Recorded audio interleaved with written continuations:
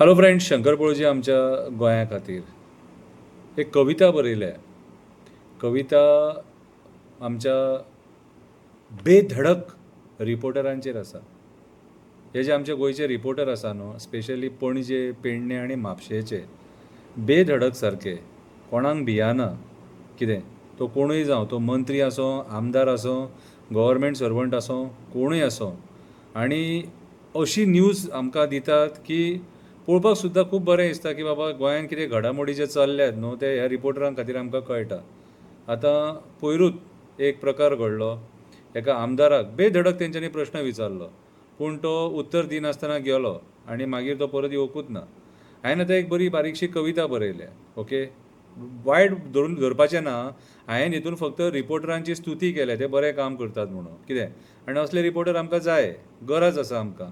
आयज बरे रिपोर्टरांची गरज आसा, बरे एक्टिविस्टांची गरज आसा, बरे राजकारण्यांचीय गरज आसा. पूण राजकारणी बरो जावंकूच सोदिना, दिसान दीस पाड जायत आसा सारकी.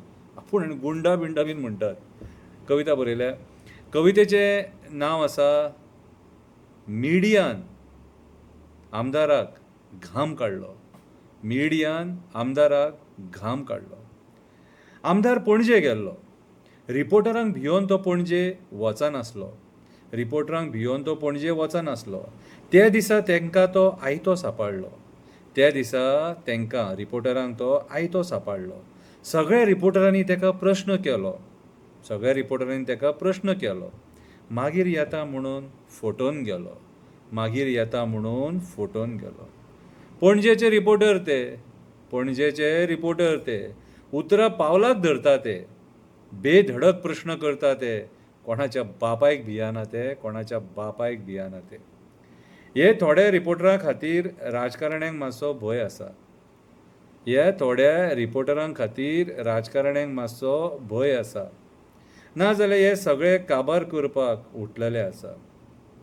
पत्रकारितेन थोडी प्रामाणीकपणां उरलेलीं आसा म्हणून गोंय आयज वाचोन आसा. म्हणून गोंय आयज वाचोन आसा.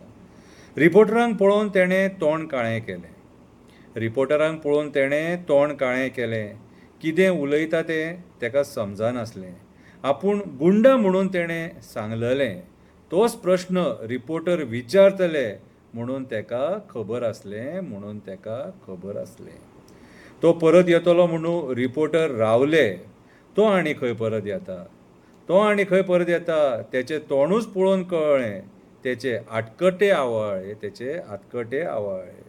पक्ष सोडून गेल्लो तेन्नाय असोच ताका रिपोर्टरांनी खाल्लो. पक्ष सोडून गेल्लो तेन्नाय असोच ताका रिपोर्टरांनी खाल्लो. हेवटेन तेवटेन पळोवपाक लागलो. हेवटेन तेवटेन पळोवपाक लागलो. तेन्नाय कॅट करून गेल्लो. तेन्नाय कॅट करून गेल्लो. सगळे रिपोर्टर अशेच आसपाक जाय. सगळे रिपोर्टर अशेच आसपाक जाय. ह्या राजकारण्यांक अशेच धारेर धरपाक जाय. ह्या राजकारण्यांक अशेच धारेर धरपाक जाय. सडेतोड प्रश्न विचारपाक जाय. सडेतोड प्रश्न विचारपाक जाय. आपल्या पदाचो सारको उपयोग करपाक जाय. आपल्या पदाचो सारको उपयोग करपाक जाय. सगळे रिपोर्टर अशेच आसपाक जाय. नाजाल्यार हे लोकांक अशेच छळटले, दादागिरी करतले, आपूण गुंडा म्हणून भंय घालतले, म्हाका धरूनच दाखय म्हणटले, आनी आमी लोक हांकां भियोन वगी रावतले. आनी आमी लोक हांकां भियोन वगी रावतले. रिपोर्टर कोणाकूय घाम काडपाक शकता. रिपोर्टर कोणाकूय घाम काडपाक शकता. तेचे कडेन ती पेनाची आनी उतराची ताकद आसता. रिपोर्टर एक्सपोज करीत म्हणून राजकारण्यांक सदांच भंय आसता.